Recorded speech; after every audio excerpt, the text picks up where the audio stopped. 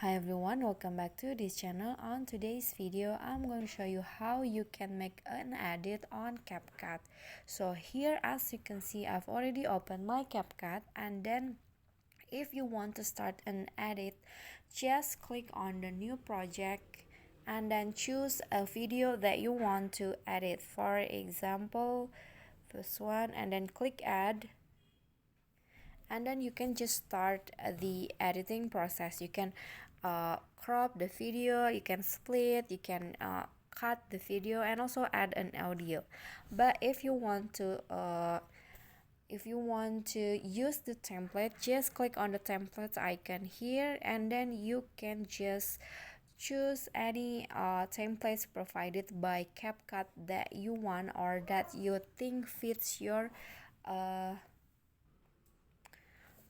video the best. Okay, just wait for the templates to show. Okay, you can just choose any of this template, click on it,